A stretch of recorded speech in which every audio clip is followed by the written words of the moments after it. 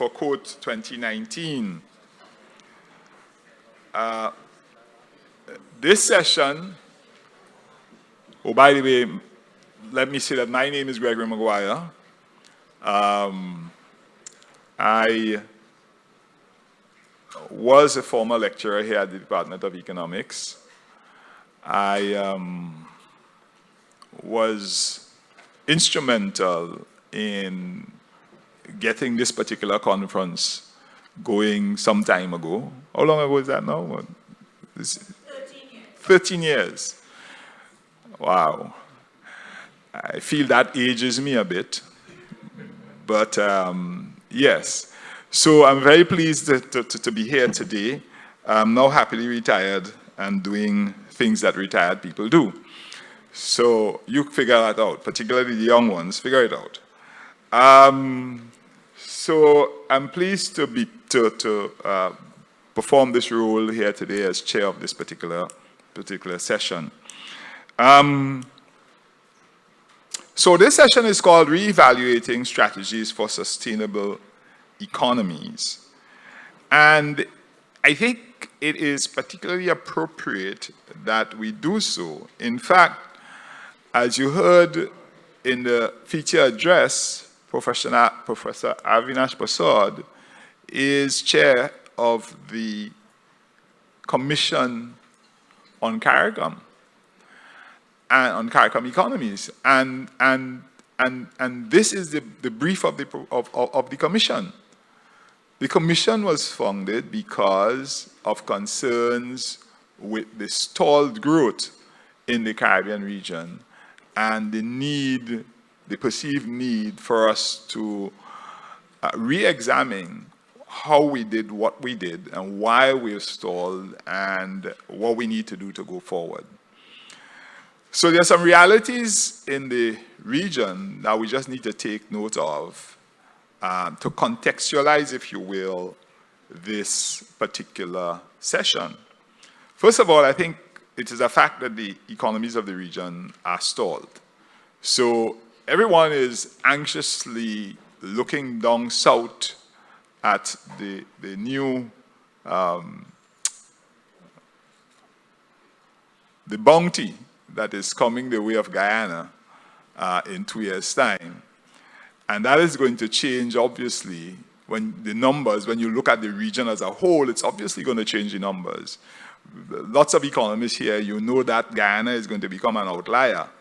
When we talk about growth of, what is the forecast now? 200% growth and so on over the next few years.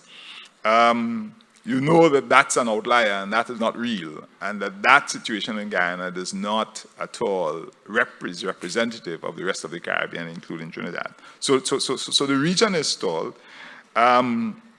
I think the economies of the region continue to face existential threats, in particular from climate change and climate change impacts, which is something that we need to take into consideration.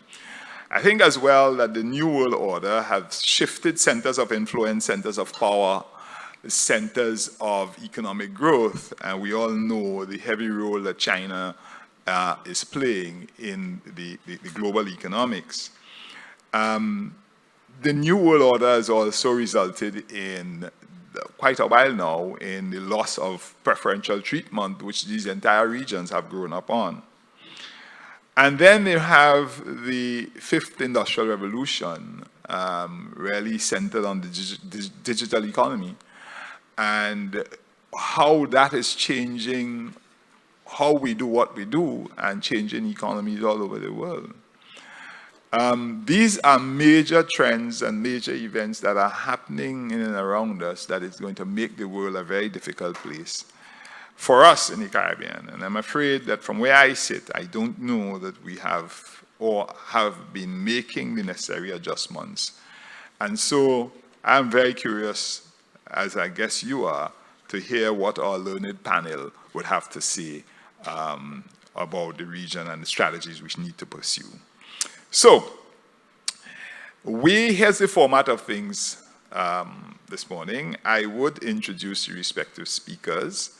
The speakers will speak for 10 minutes. And I want to leave as much time as possible for discussion, you see? And then I would prompt them with a few questions, and we'll quickly get to opening the floor so that you could ask your questions. Yeah? Is that a good idea, by the way? Is that okay? The people in the back? All right, that was just to get your attention. Good. So we start off with Dr. Lodewijk Smets, who is, I'm reading now, Belgian International with a PhD in Applied Economics. After a postdoctoral fellowship at KW Leuven, Belgium, Dr. Smets proceeded to Washington, D.C. to work for the World Bank. At the bank's evaluation department, he worked on macroeconomic evaluations and provided methodological support to evaluation teams. Since December 1917, he has been at the Inter-American Development Bank as Trinidad and Tobago's senior country economist. I want you to provide a lusty welcome to Dr. Smets. Oh, by the way, I am the only one who has privileges to use the podium. Because this is an armchair discussion, the other speakers will stay there, and I will join them now. But I turn you over to Dr. Smets. Thank you, Mr. McGuire, for the kind introduction. And thank you to the Economics Department of UWI for having us here and participating in the armchair discussion. As you can read from my name, I'm not from around here. So what I'll try to do is bring in an economic perspective, a regional perspective, maybe also a European perspective on the issues and on the whole theme of the conference. And the title really is Re-evaluating Strategies for Sustainable Economies. So what I'll do is briefly touch upon what makes economies grow. You know, how does economic growth happen? And there's stalled growth in the Caribbean, so this is really a relevant question for the Caribbean, but not only for the Caribbean, it really applies globally. What do we know? What don't we know? Secondly, so countries not only need to grow now, it's increasingly clear that countries need to grow sustainably. So we do want to protect the environment, we do want to protect the climate. So economic growth is not enough. It needs to be sustainable. It needs to consider future generations. And I'm happy to see a lot of young people here, and so this really applies to the young people. So I have children, but my children and my grandchildren, they will face the consequences of climate change. So, and we have to act now. So I'll touch upon some ideas around how to grow sustainably. And finally, to take the first word of the title of this COTE conference is re-evaluating strategies. It's about evaluation. It's about finding out what works to make countries grow and how to do so.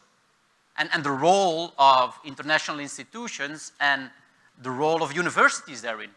Because it's much easier said than done to come up with good policy advice that is evidence-based. We like to use those terms, but really good evidence-based policy is very difficult to get at, and I'll touch upon that as well. So let me quickly start off with the first point, economic growth. What have we learned about economic growth in, let's say, the past 60 years? So the landmark study was really Solov, who got the Nobel Prize for it. He started off, well, countries need capital, and that's where, that's also where the financial sector comes in. Countries need to make investments. So you need to buy machinery, you need to invest, and then you need to employ labor, and that's what makes countries grow. And one of the problems, 60 years ago, they thought, well, the problem of underdevelopment is countries don't have access to capital. So what we'll do is we'll provide countries with capital, and that will make them grow.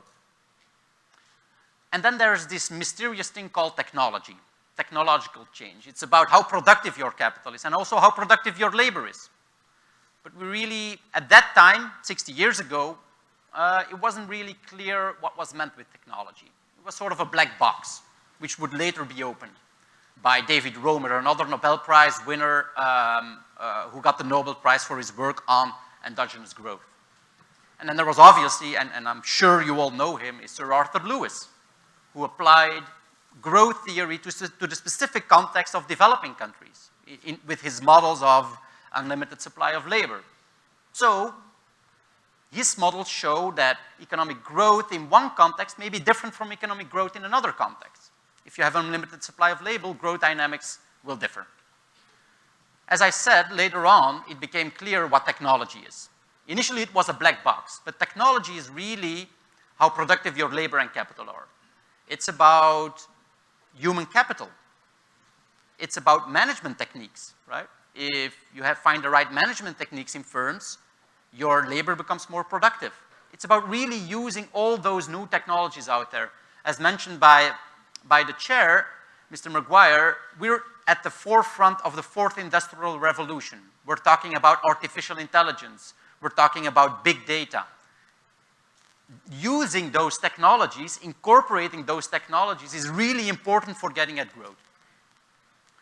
So growth is about investing. It's about having a healthy labor force, which means health and education, and it's about using technologies. But then it's also about addressing market failures. We would like to think that markets are efficient, right? So if we just let the markets run free, economies will grow. Well, 10 years ago, we've learned that that is not the case. The financial crisis, the Great Recession, hit us because markets were tremendously inefficient. So you need governments to control the markets. You also need governments to provide public goods, because the markets are not going to provide public goods like clean air, like roads, like health and education. These are quasi-public goods, but let me not get into the details.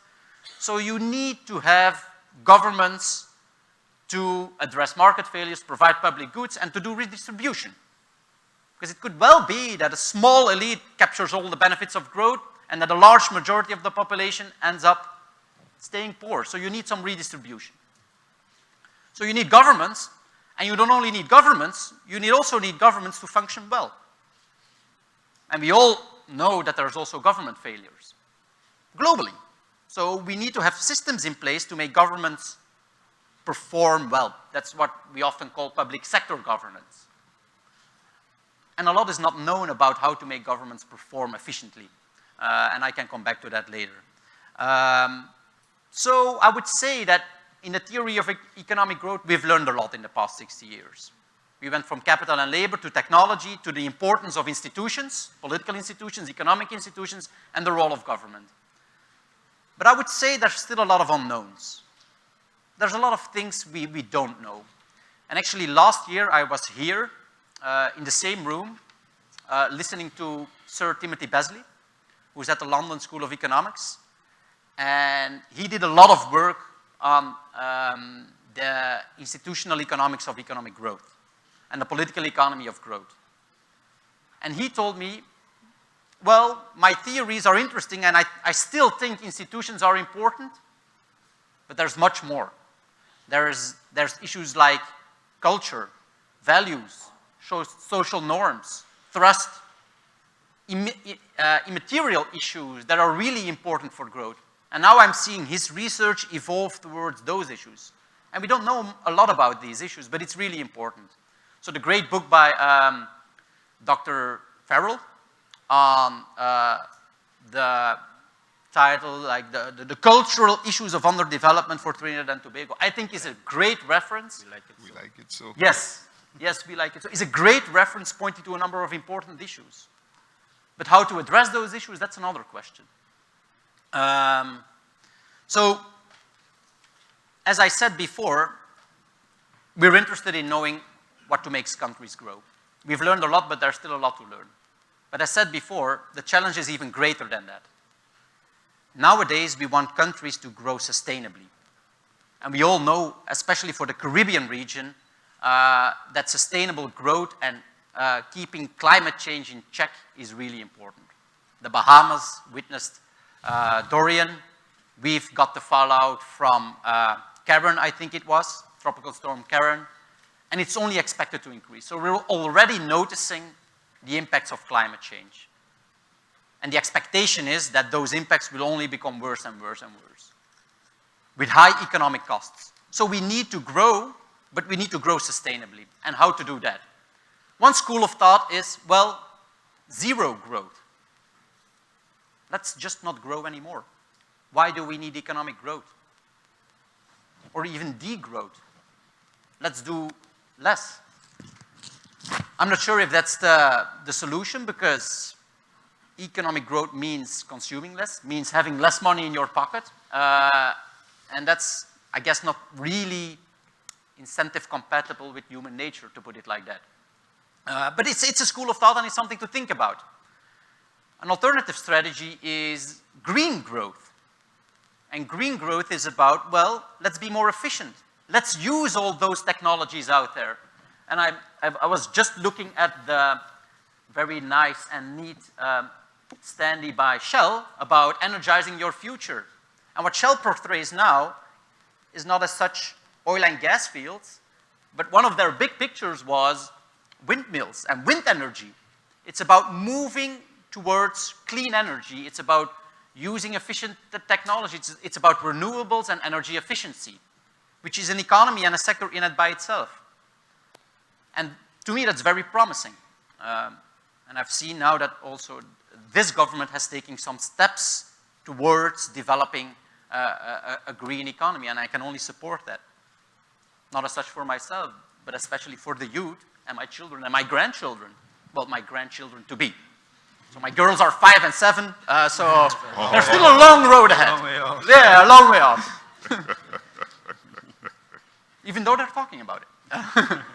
And then finally, so I would like to talk about how to find out what works. How to find out what works and how to evaluate and come up with good policies, with good growth strategies and good sustainable growth strategies. So how do we do that? How do we come up with policy advice that governments may or may not implement? Well, first of all, you need data, right? If you don't have data, you're flying in the blind. First of all, you need data to analyze, and it's much easier said than done to come up with good data. You need representative samples. And if you have non-response, if the people in your survey refuse to answer, well, then you're not talking about a population, but you're talking about a small subset of the population. Or if the statistical system in a country has leaks, or if there's not interdepartmental cooperation, you're not going to end up with good data. So just to give you an example, we're all talking about GDP figures, right? Economic growth figures. Coming up with those figures is really difficult. It requires administrative data, survey data. It requires surveying companies. It's even so difficult that the man who invented it, let's say, Simon Kuznets, got the Nobel Prize for it. So it's easier said than done. First thing is data and the challenges around getting data. Secondly, you need to crunch the numbers and you need to have a good evaluation strategy. You need to have a good research design so that you can really come up with good evidence. Oftentimes what is done is looking before and after, right? So at some point, let's put it at crime figures. Crime is high, and then you try to implement a policy, and crime has lowered. Is that due to the policy? Or is that due to other factors affecting crime?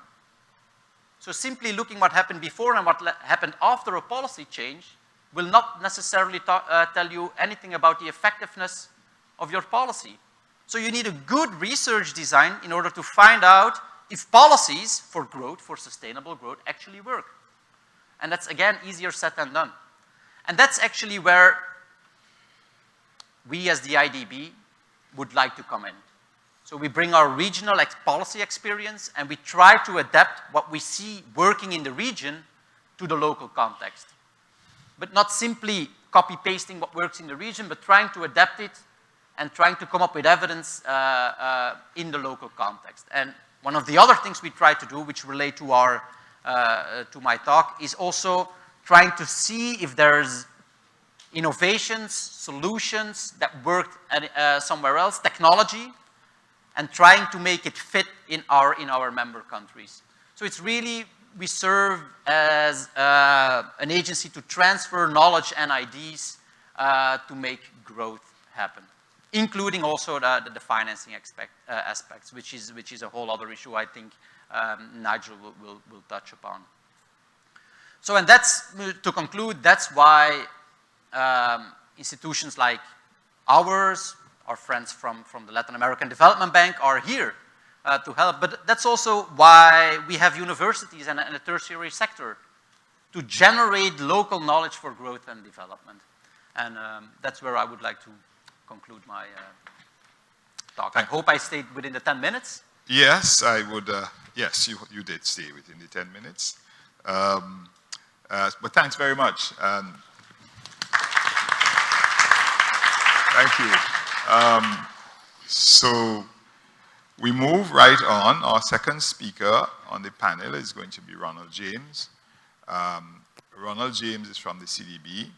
He's a citizen of St. Vincent and the Grenadines. His core duty involves monitoring and reporting on macroeconomic performance and prospects of the bank borrowing countries and developing and executing country strategies. He's also responsible for coordinating CDB's efforts in the Caribbean Growth Forum initiative. So there's a whole full page here, which I won't bother to read anymore. I think we've now had enough, Ronald, to know, so that the audience knows that you are well equipped to speak to us about this particular topic. So let's welcome Ronald. Greg, you forgot a very important part, the part that I'm also an alumni of St. Augustine. Oh, the last piece. If you go down to the bottom, yes. You see okay, Mr. Need to James mention holds a that master's degree in economics and a bachelor's degree in economics from right here in the University of the West Indies, St. Augustine. Yes, I spent a few years here. Very good. And another important point to note that the very first COTE conference, I was actually here as well. I was a postgrad student here as well. So I remember the rigors of getting that going. So congratulations to the organizers for having survived for 13 years. And thanks again for the invitation to participate. This is certainly a worthy event. For the benefit of the students, let me just quickly tell you a bit about CDB. I know in Trinidad you don't hear that much about CDB. IDB you hear a lot more of. But CDB has 19 borrowing member countries across the region, and we are essentially the premier regional development institution. Our core aim is to reduce poverty to as low as possible, looking at gender equity and those sort of cross-cutting issues. So when you get a chance, you can go and look up what CDB is, so you can become a little bit more familiar. You never know, one of you might very well be in this very same seat later on. But to the issue at hand this morning, reevaluating strategies for sustainable economies, which is, I can say this is very extremely timely. And I listened with earnestness at the professor's presentation this morning, which was very, very good. But at risk of repeating some of the things that Smets mentioned, I would just like to ask the question: what does a sustainable economy look like in 21st century? And some of the answers, of course, is not exhaustive. That you're looking at economic growth that is at a level, sustainable level, that at the same time ensures some level of equity across all segments of society, including gender. We're looking at an embrace of the endogenous growth model that Smets hinted at, which speaks essentially to the recognition of the importance of the knowledge economy, especially as we speaking about 21st century. This is forward-looking, with a strong embrace of emerging technologies across all facets. Essentially, we're looking at a focus on skill-based technological change. Particularly in the Caribbean, climate change and environmental consideration needs to be a central consideration for all policy decisions. Fiscal balances and public debt are at sustainable levels. And you have a relentless commitment to implementation and whatever strategies and priorities have been identified by the political directorate. Having said all of that, what do we have? What pertains in the region currently? It's We have very narrow economies, limited product and market diversification. We are plagued with low productivity and lack of economies of scale and a high dependency on support from outside in a lot of instances. Unsustainable fiscal position and high public indebtedness. We heard the professor speak about the position that Barbados found itself in not too long ago. And before that, Jamaica was exceptionally high. St. Kitts was also very high. As a matter of fact, at one point, there were, I think, 4 or 5 Caribbean countries that were listed among the 10 highest indebted countries in the world. We have relatively high levels of unemployment or unemployment, especially among our youth. And we are certainly highly vulnerable to climate change and natural disaster impacts. With that as a background, as we are proceeding further into this 21st century, as we relook what is necessary to getting us forward, what policies and what strategies are required. But we don't necessarily have to reinvent the wheel, because there are stories out there of countries who have done exceptionally well. We will always hear the story of Singapore, for example, and what they have been able to do to transform their economies many years ago. And some of those very same principles are current. It really was a focus on what is your comparative advantage. Focus on your comparative advantage and have a relentless, unforgiving determination to improve on those comparative advantages.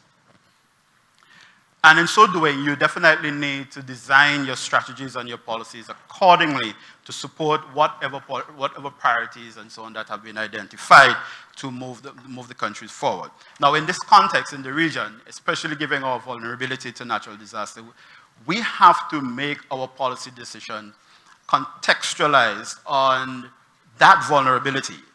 I recently reviewed a country's medium-term development strategy and was appalled that they did not take very seriously that vulnerability. And I pointed out to them. In fact, they took it as a given. In the introduction of the strategy, they said, okay, we recognize that we are vulnerable, but there's no but. There's no way that in 2019 that we can be developing strategies without consideration for that vulnerability. You would have heard the professor speak this morning about within 3 years, we have had 1,000-year natural disasters hitting the region. There are studies out there that are showing that the intensity and the frequency of natural disasters are happening.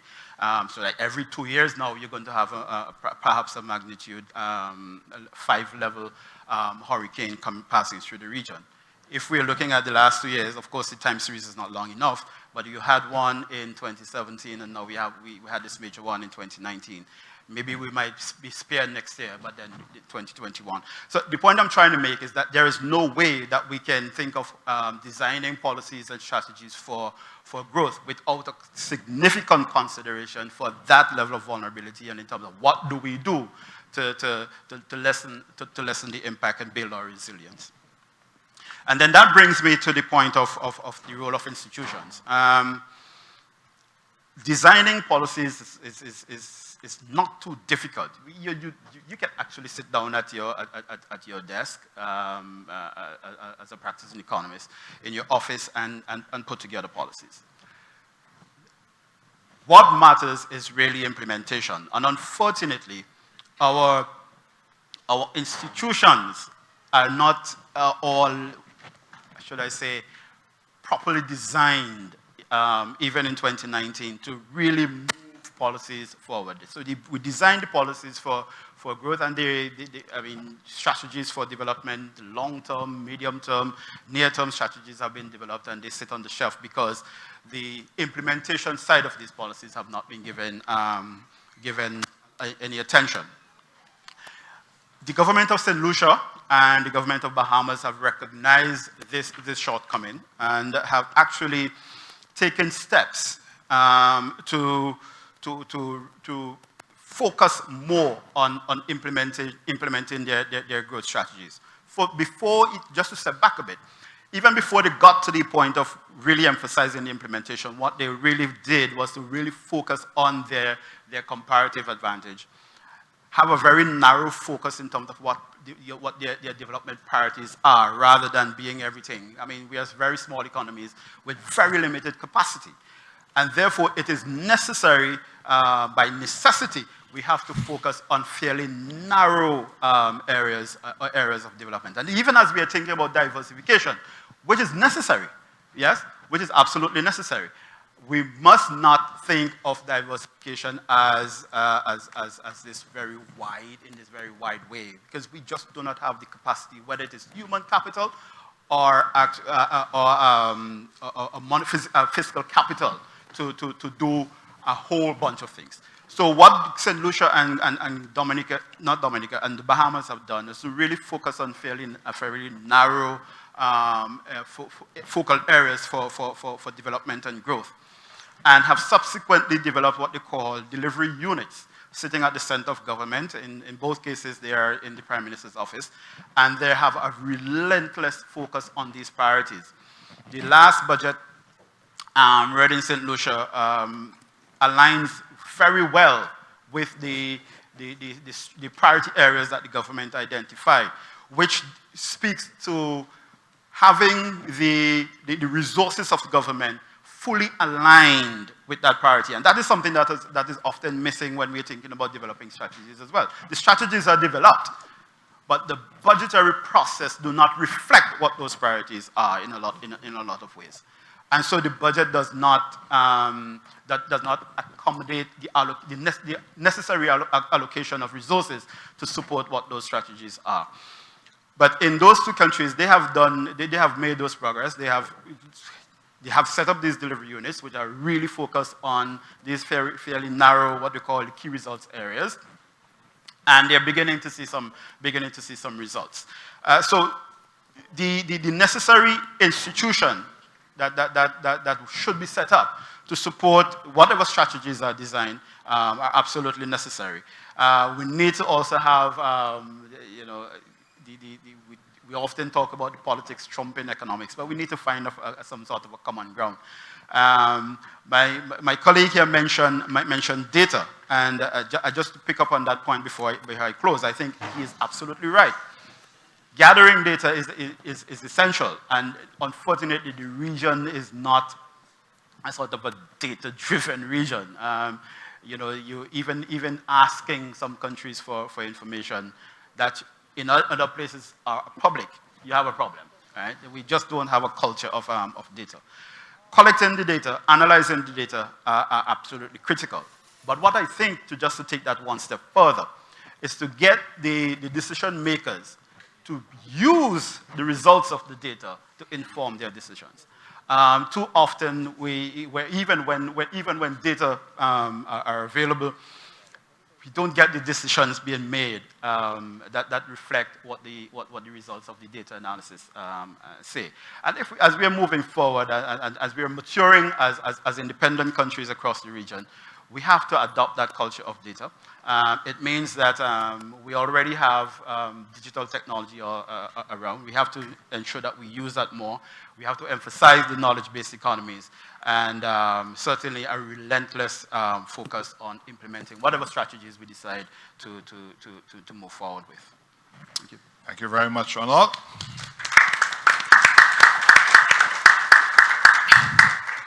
And a number of thought-provoking things that I'm quite sure people would have some questions to ask you on. So you have some time to think about it as we move on to our third speaker, Mr. Nigel Baptiste. And Nigel Baptiste, let me not make the mistake. Let me start off by saying Nigel Baptiste is also a holder of a BSc and MSc Economics from where? The University of the West Indies, or Department of Economics, yes? So a lot of homegrown talent sitting up here. And he's also a graduate of Harvard Business School Advanced Management Program and holds a diploma in distinction from ABA Stoiner Graduate School of Banking, and is a member of the Chartered Institute of Bankers. Now, someone with such banking qualifications must be head of some bank somewhere. And indeed, He is a career banker with the past 28 years and holds the position of President and Chief Executive Officer of Republic Financial Holdings Limited and is the Managing Director of Republic Bank Limited. Of course, he has grown there from a career in Republic Bank that spans Trinidad and Tobago and Guyana and where else? Only that? Okay, good. But he too started his career at the CEB also as a country economist. So Nigel currently sits on the board of the company subsidiaries in Ghana, Guyana, Caymans, as well as various subsidiaries in Trinidad and Tobago. Ladies and gentlemen, I give you Mr. Nigel Baptiste. All right, so good morning, everyone. And like the two speakers before me, I would like to thank the Department of Economics, University of the West Indies, for the invitation to speak this morning. I mean, those of you who know me would know that it's not something that I do very often. Right? I tend to shy away from these kind of speaking engagements, primarily because they are, I think, one of the problems, right? And one of the reasons that we have not advanced the way that we should have advanced. There's a lot of talk in the Caribbean and maybe in the world, and not as much action. So I will segment my remarks. I know reference was made to me talking primarily about the finance aspect of it, and I will say a few words about that at the end.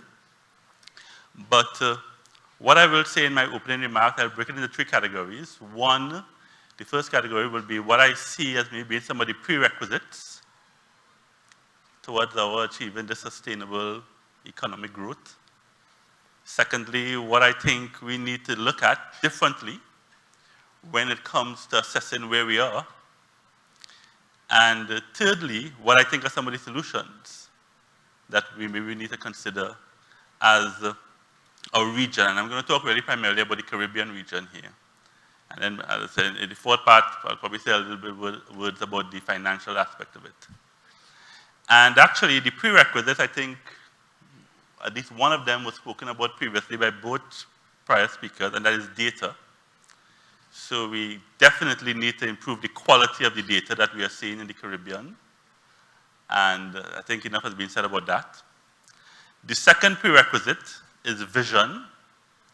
I definitely believe that all of the stakeholders in the Caribbean need to rethink what their vision is for the Caribbean as an entity, number one, and secondly, for sustainable economic growth in the Caribbean, number two.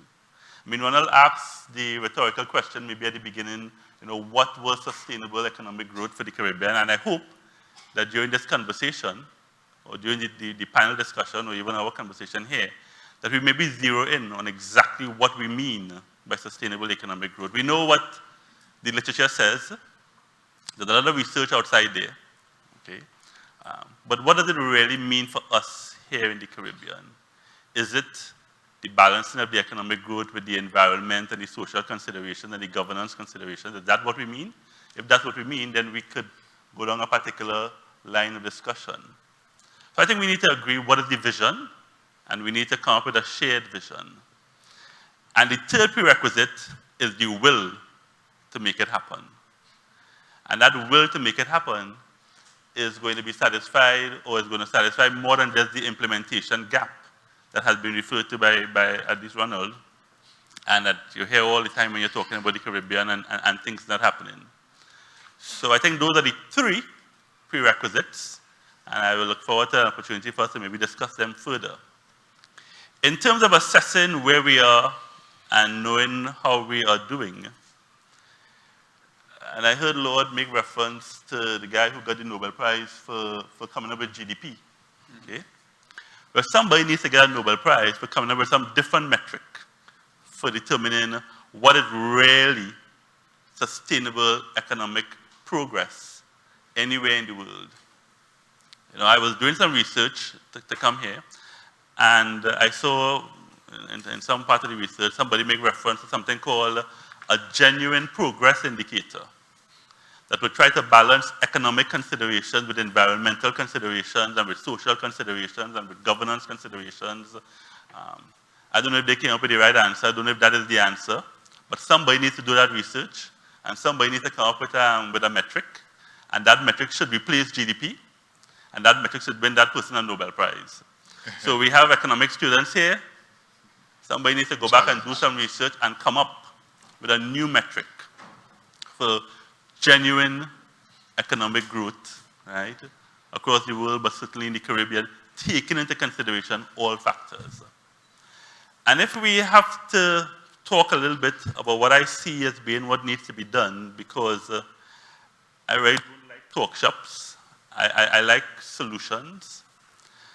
There is a need for the Caribbean to totally think differently.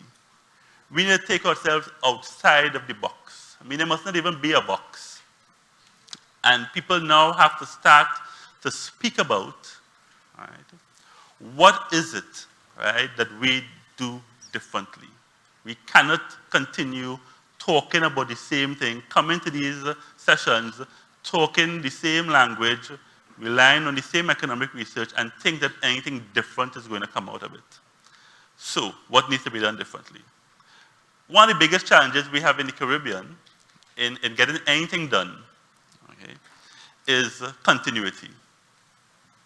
And so, why is there a lack of continuity? There's a lack of continuity because people change, governments change, and every government really and truly thinks with a 5-year time horizon. So maybe the first thing that we need to do in terms of thinking differently is have a different political cycle. One that is not confined by some prescribed term. That one that actually might be prescribed, you know, by performance and by an ability to recall a government if they're not performing. But if they're performing, they could stay there for as long as they want to stay. Okay? That is going to be anathema to many different areas, but if you have to think about things differently, and if we acknowledge that continuity is a problem, we have to address that continuity challenge that we have in the Caribbean. The second challenge that we have, and I think we all will acknowledge it, and it was made reference to by both of the earlier speakers, size is an issue. We are small. We are micro. When people talk to me about small and medium-sized enterprises, I want to know who they're talking about. Because we probably bank is a small and medium-sized enterprise. Yes. Okay. We are micro. Micro-states, micro-businesses. Right? I hope we're not micro in our thinking, but we are micro. And as such, if we want, having properly defined what sustainable economic growth means for us, if we want that, we cannot do it alone. We have to come together. The Caribbean countries have to rethink how we move forward. If we think that we are going to achieve sustainable economic growth, island by island, I think we have another thing coming. So again, there's a totally different mindset that needs to be created inside of the Caribbean. The other issue is our institutions. Our institutions are extremely fragile. And if we are to achieve this growth, whether we come together or whether we try it on our own, if we are to come anywhere close to anything worthy of being called growth, we need to strengthen these institutions. And I think Lord made reference to some of the quasi-public ones. I mean, education is something that needs to be looked at. You know, we have a tendency, and I see it year in, year out, you know, all the various scholarships that are being given to individuals, at least certainly in Trinidad, I'm sure it applies in the other Caribbean islands as well. And you see all these scholarships given in science, and all these scholarships given, and then you see people who are going to do law, people going to do medicine. Does the Caribbean really need more lawyers? Do we really need more doctors? I mean, people who go outside there and get scholarships and doing aeronautical engineering, do we really need that? We need to reshape and again think outside the box and try to focus on the areas that are going to make a difference or that are going to contribute to the sustainable economic growth that we want to have in the Caribbean. So there needs to be a whole mindset change when it comes to education. But that's only one of the institutions that need to be strengthened. We virtually need to strengthen every institution, right, in the Caribbean, either individually or collectively. And I think the final point I want to make, right, is, and I think Lord was the one who referred to it, when you talk about culture, and Terence's book, we like it so. You know. I think we do like it so. Okay? And it's one thing to say, you know, well, the governments need to change, and the institutions need to change, and education system need to change, and this need to change, okay? But quite frankly, we need to change. The individuals in the Caribbean need to change. And if we don't change our mindset, then none of the economic growth, sustainable or not, that we are looking for will happen. Because our mindset right now is a mindset of what's in it for us. And the us is not even a general us. The us is not even the island that we live on. The us is, and I'll be generous, the us is the family set, okay? Us and our immediate family. What's in it for us? And when you talk about sustainability, you know, what's in it for us, right, is what Lord referred to, the generations to come. Okay? Not just me, my family, my family's family. Okay? It's the wider community. And so people have to become, as individuals, less selfish and more interested in the much bigger picture. And I think that mindset change might be the first mindset change that has to happen before any of the rest occurs. So I'll stop there, Gregory. Thank you. And take whatever questions and we can talk about. Thank you so very much. Thank you so very much.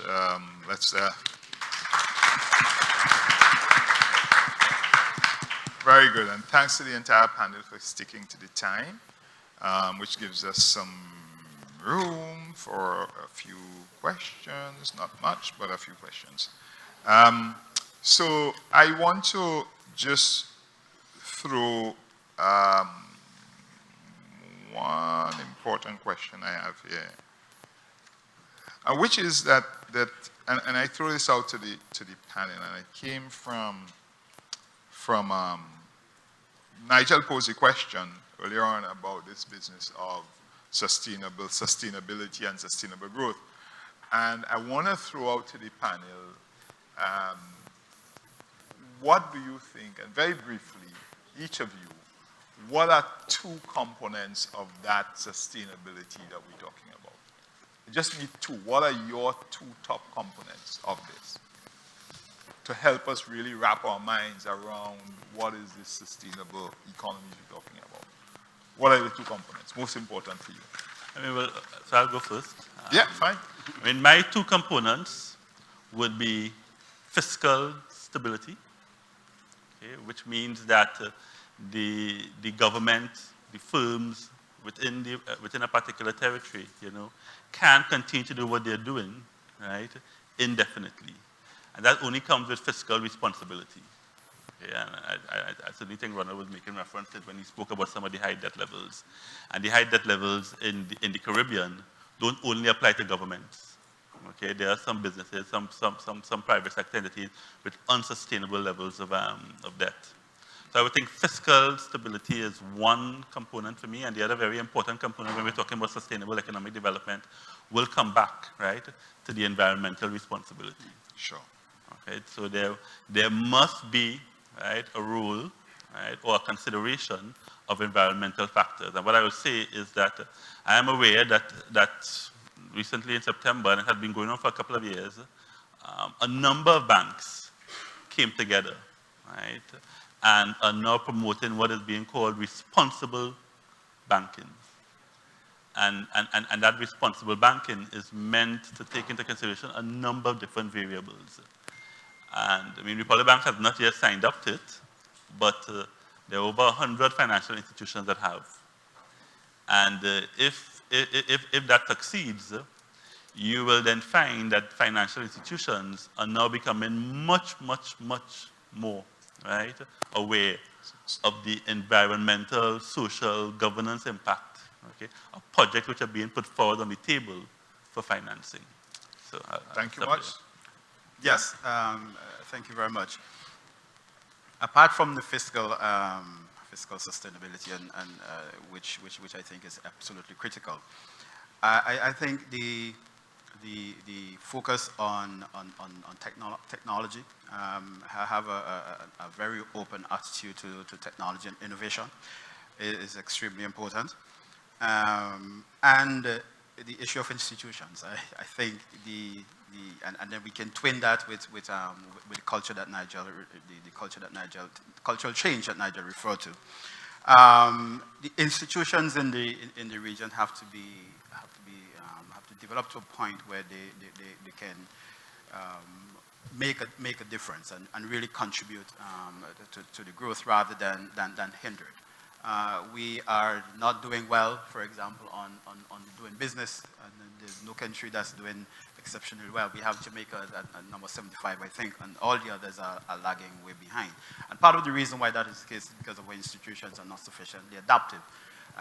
So I would like to put on the table good, sound, adaptive institutions as the second point. Right. Over to you. So I agree with what both speakers have said before. I'm going to add a new one and reiterate another one, and I think, well, the environment and the climate is for me a very important aspect. I'm very concerned about it. We don't have a crystal ball to look into the future, but the number of indicators are really worrying. If you see how the ice caps are melting.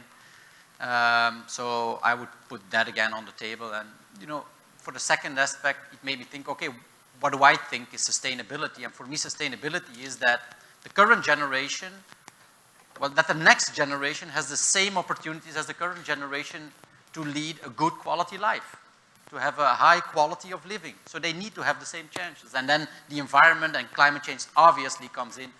And a second aspect, which is not one we've discussed up until now, is inequality.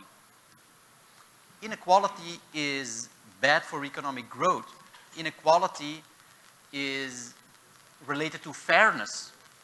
And inequality is hugely important. And increasing inequality has many, many negative aspects. It can lead to capture in the political system. It can lead to lower growth. It can lead to discontent in society. And I think inequality should be part of the discussion if we want to have sustainable economies in the future. Thank you so very much. Good. So I want to open the floor now for a few questions. So floor is up. I think we have some folks with some microphones in the back. So just lift your hand with your question and they will come to you.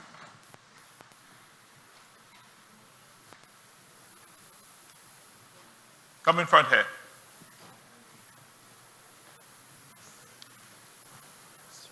If I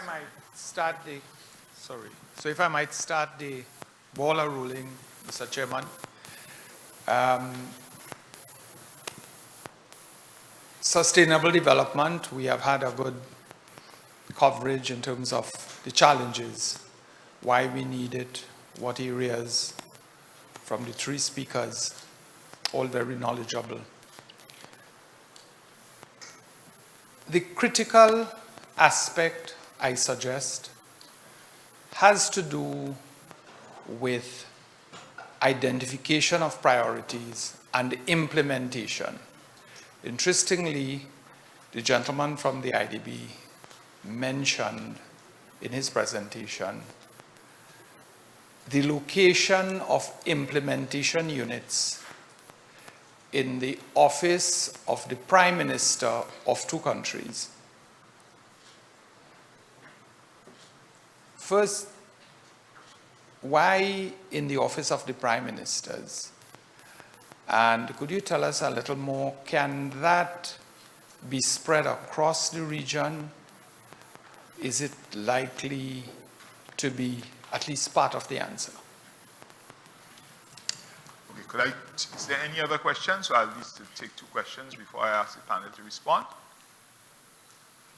No panelists? Ronald? Oh, there's one in the back. Okay, we'll take that question. Yeah, my question is specific is to the first speaker. Okay, so we know all the ingredients of growth. All the ingredients of growth. We know that we have to, the court, the judiciary has to work well. We have to have the right infrastructure in place, and so on. Yet, the setting called developing country is unable to achieve economic growth. The setting called developing country. Our political leaders, they go to the same academic institutions as those in developing, as those in developed countries. Now, they study the same curriculum. The developed countries' leaders, they go back home and they use their education to improve their setting, to improve their people, while our political leaders, when they come back home, they do otherwise.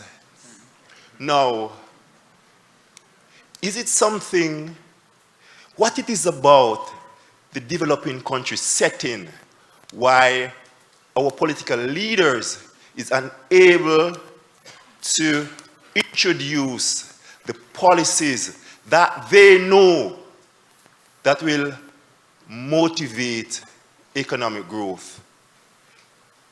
Political leaders in the developed country setting are able and willing to introduce those policies that we observe induce economic growth. Yet, in the developing country setting, the same, these guys who study at the same academic institution, they're unable and unwilling to introduce those policies that are being introduced in a different setting that induce economic growth. So my question is, what it is about that developing country setting?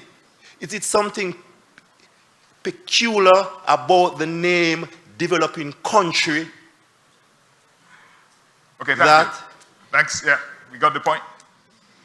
Let me ask, so let me just let the panel respond now. Shall I go first on this question? Yes, please. So, first of all, let me say, I don't think we know all the ingredients of what make economic growth happen. I don't think we know everything there is to know about growth. What I said during my talk is we've learned a lot over the past 60 years, but I'm convinced that there's still much to discover about what makes countries grow and how to do it sustainably. So, that being said, I agree with your point that we shouldn't look at what works in developed countries and try to implement it, copy-paste it to a developing country setting. And by the way, developing countries are a wide scale. So the dichotomy between developed countries and developing countries has blurred. So there's been substantial change. So I think we partly need to move on from the distinction between developing countries and developed countries, even though there are still differences. That being said, I think it's a really interesting question. So the political economy of policy implementation and policy reform. One of the issues, and I think both panelists have mentioned it as well, is institutions. So if you don't have accountable institutions, if you don't have systems, checks and balances to hold political officers accountable, well then they have the leeway to implement whatever policies they can. And this is really a very nuanced and complicated issue because it partly reflects also about the beliefs and the preferences of the voting population. I think Nigel referred to it. So it's also us voters that need to think about where are we casting our vote. So this is also about beliefs and how the political system works. But it's much more than that. It's also about, is there civic engagement? Is there free press and media to get an accountability system going? It's also about what you think that works. So you may have done the same studies, but still you can be convinced that this policy is going to work in my country, which may or may not be the case. So it's also about the beliefs policymakers have about the effectiveness of policies. So it's a very interesting and intricate issue. And we've learned a lot about the issue, but I think there's still much more to learn. Thank you very much. Ronald, you want to take the other question? Yes, but just to add to this, I think it's also, just to give air to Nigel's point, is the cultural environment in which some of these leaders are coming back into, where they are in some ways allowed to, to just do essentially what they want to do in some instances. But to answer your question, sir, just to give you a bit of a background on the deliverology concept, because that's what the correct name is. That started some years ago with Sir Michael Barber in the UK, in the government of Tony Blair. Again, the focus was just to have some very narrow priorities for execution. It was very successful. And then it spanned out into places like Malaysia, where it was extremely successful. And now it is, the concept is worldwide. Bahamas was essentially the first in the region to introduce with the support of IDB, actually. And now St. Lucia with the support of CDB. Incidentally, we were just yesterday, a colleague of mine from one of the consultancies sent me an email asking whether or not the bank would be interested in advancing the support in the Bahamas, because they're going through the reconstruction. They have seen the benefit of having that very, sort of a focal point for implementation in Bahamas, and it has worked so well that now, as they are considering reconstruction, they want to expand it into a new ministry that was created for reconstruction. So, they're just asking about that. So the question that you asked the question, why in the Prime Minister's office? The intention really is to have it sitting at the seat of power. Just to be very, very clear. The Prime Minister is the chief executive of the country. And you have been a CEO yourself, so if you sit at that point, the decision making is then made essentially at that level. So the intention is to have it, have the unit sit where the Prime Minister could be the final decision maker on a lot of the things, certainly in consultation with his cabinet. And so bottlenecks can be unblocked. Things can move forward very, very quickly. It is usually accompanied by a number of engagements with the Prime Minister on a weekly or bi-weekly basis, so he knows exactly what is going on. You remember, of course, that this is maybe 5 or 6 or 7 priority areas. So it's not a whole long laundry list of things that the delivery unit is focused on. So they can engage the Prime Minister on a very micro level, and that's the intention, that he would unblock whatever bottlenecks are coming up to ensure that projects and programs are moving forward. Okay, thank you, sir.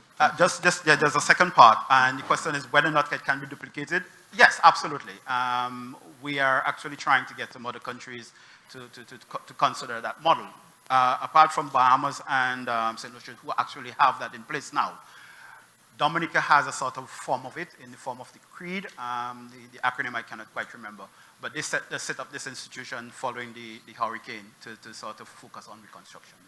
Thank you very much. I also want to take one last round of questions because we are kind of out of time. So if you have a few questions, please. These brilliant young people. Oh, there's one. Yeah, that's a brilliant young people.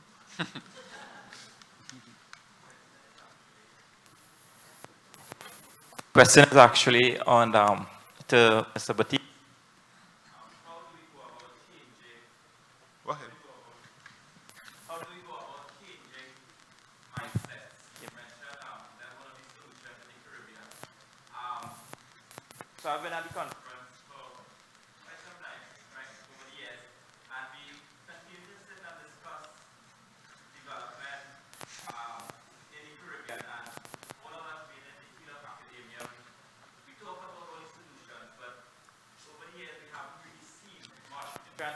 haven't seen much development, sustainable developmental projects that we could see for our kids in the next 10 years, right? And so you actually mentioned changing mindsets. How do we go about changing mindsets? Now, I'm coming from an education system, so in the classrooms, we have 1940. In the year 1940, the classrooms then and the classrooms today in 2019 are the same in Trinidad and Tobago. We teach the same way. We administer the curriculum the same way. So how are we really changing this mindset? So any insight? Thank you. Let me take another question. Let me ask these questioners to be very, very brief, please.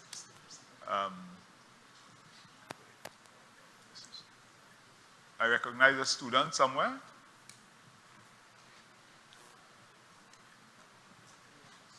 Okay, Nigel, over to you. Well, my answer will be very brief because I think you answered your own question. If you are teaching in 2019 the same way that you were teaching in 1940, you're not going to change anybody's mindset. Okay?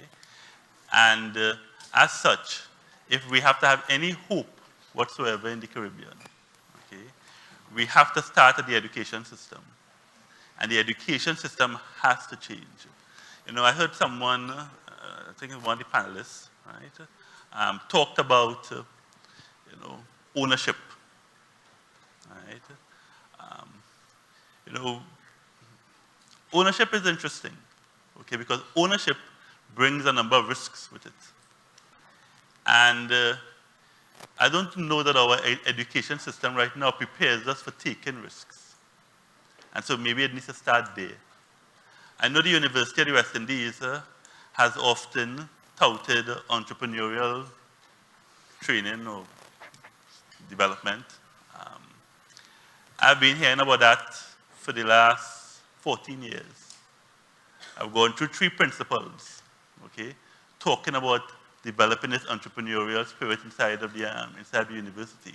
And I'm still waiting to see it actually happen. So if I talk about changing mindsets, right, we have to start with the education system.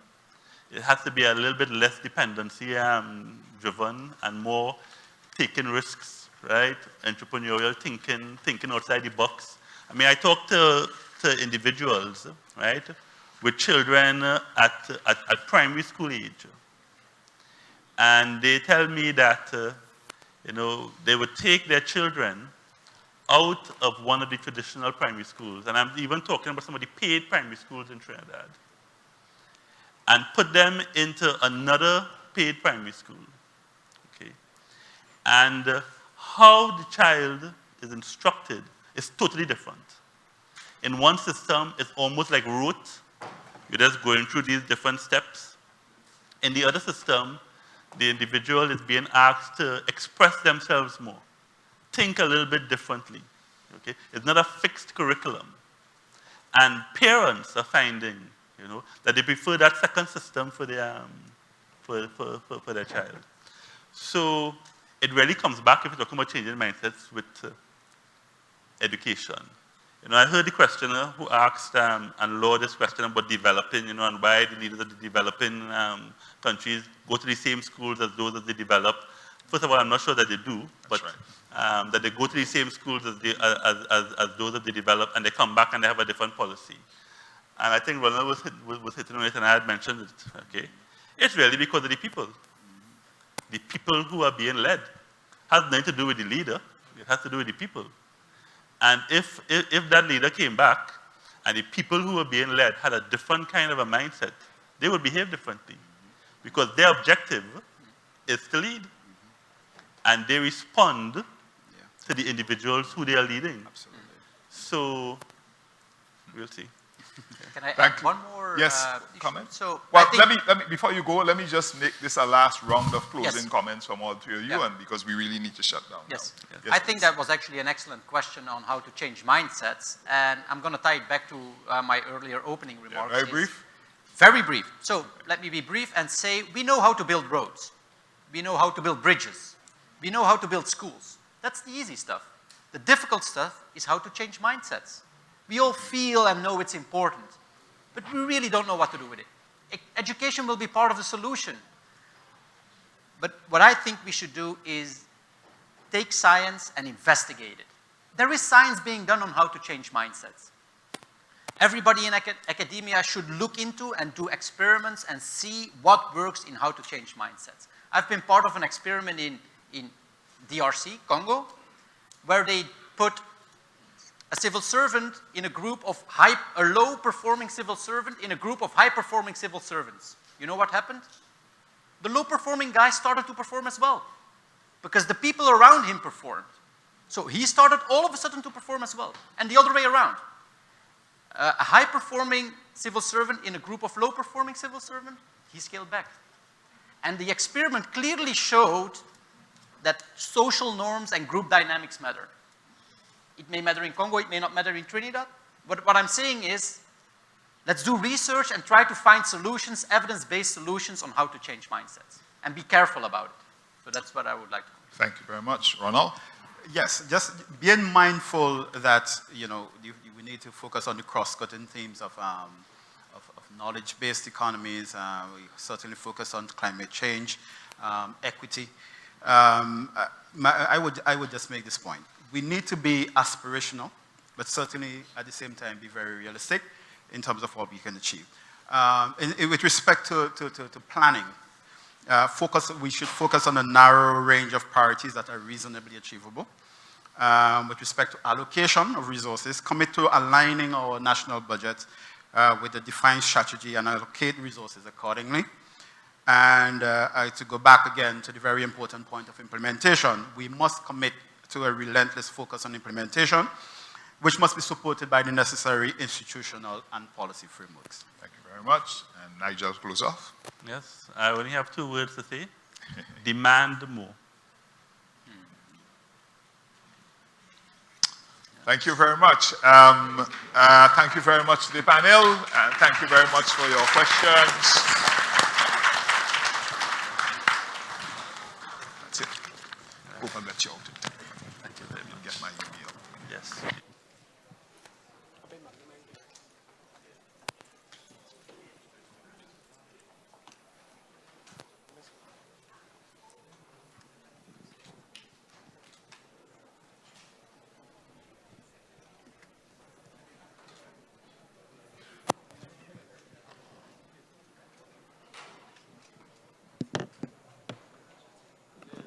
Thank you very much, Greg.